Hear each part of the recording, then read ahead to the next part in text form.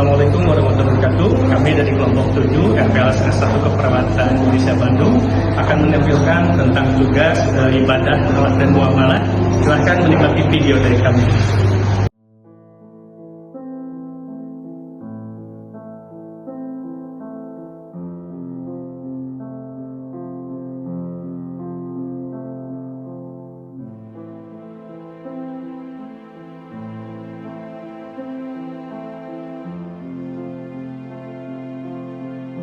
Assalamualaikum Bu.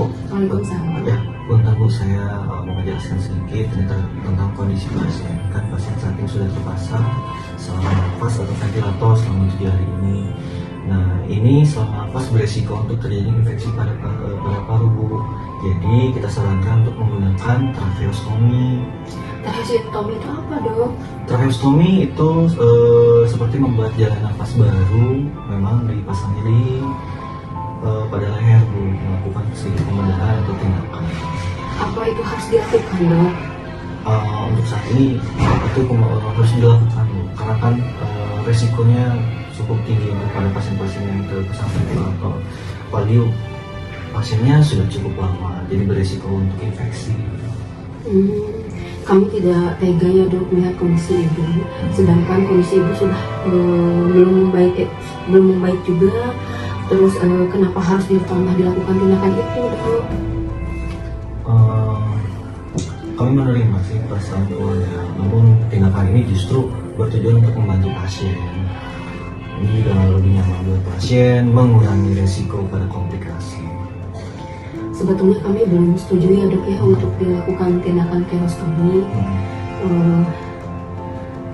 Gimana ya? Paling kita berunding dulu mungkin, Dok. Baik, silakan kalau misalkan mau.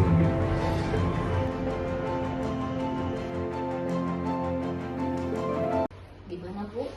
Bu Sini sudah paham dengan apa yang akan dilakukan dokter terhadap orang tua Ibu tentang tindakan tracheostomi tadi?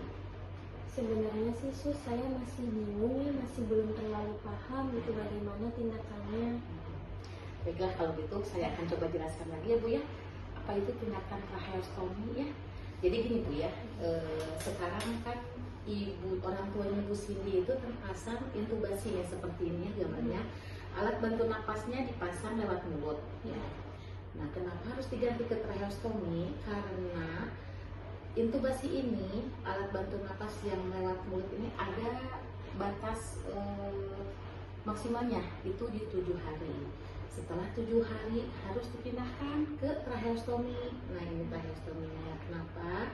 Karena tindakan tracheostomi ini untuk mencegah resiko infeksi yang lebih berat lagi terhadap paru-paru ibu. Karena dengan terpasang intubasi ini bisa memperberat resiko infeksi pada paru-paru ibu. Apalagi kan kondisi ibu memang sudah ada infeksi ya di paru-parunya. Nah, Ibu tahu nggak yang suka ada gambar-gambar tuh yang di gambar-gambar iklan rokok yang lehernya bolong? Oh iya, suka lihat sih Ya. Sus. Nah, itu nanti kayak gini. Nanti mungkin memang kedepannya ketika dilakukan tindakan tracheostomi akan nampak seperti yang di gambar iklan-iklan itu ya. Nah, kayak gini Bu ya. Gimana Bu? Tapi saya takut Sus, takutnya menyakiti ibu gitu kalau dilakukan tindakan itu, bagaimana ya? Oh, insya Allah enggak Bu. Nanti kan dokter juga tidak langsung main ditindak, pasti itu akan kita lakukan namanya apa, bius lokal ya, di anestesi lokal supaya ibunya tidak merasa sakit ya.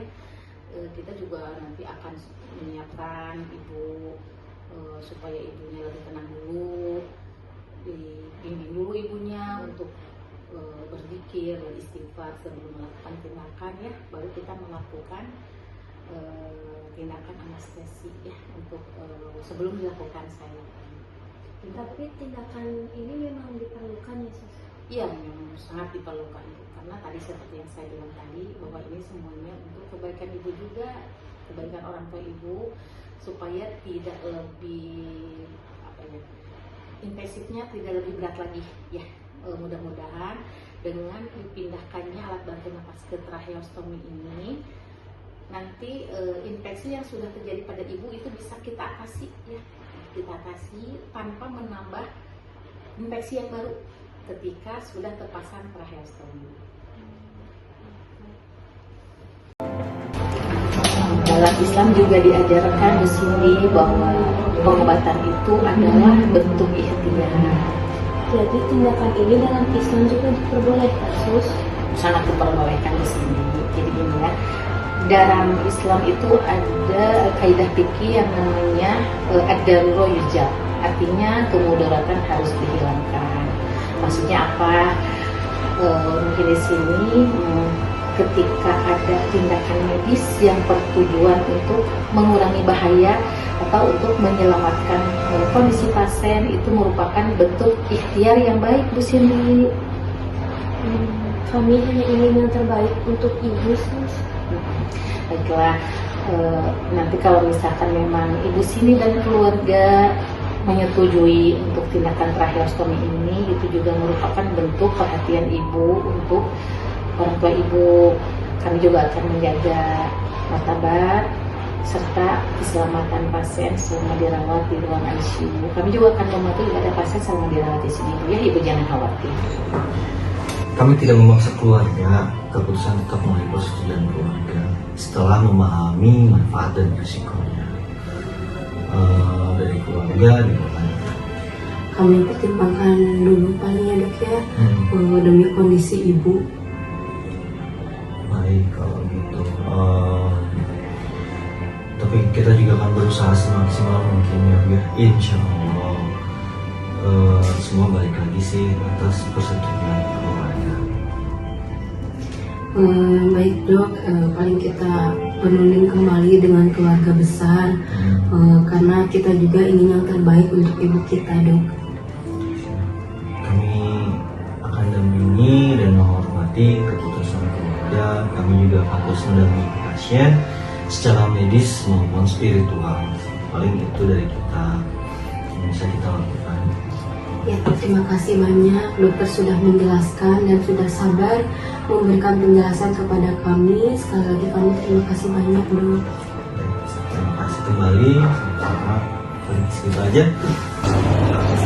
Dalam rangka perawatan kritis, di mana kita tetap harus mengutamakan daripada komunikasi terapeutik, dan terapeutik ini juga didukung dengan ibadah, akhlak dan muamalah bagi pasien, bagi keluarga, dan bagi perawatnya.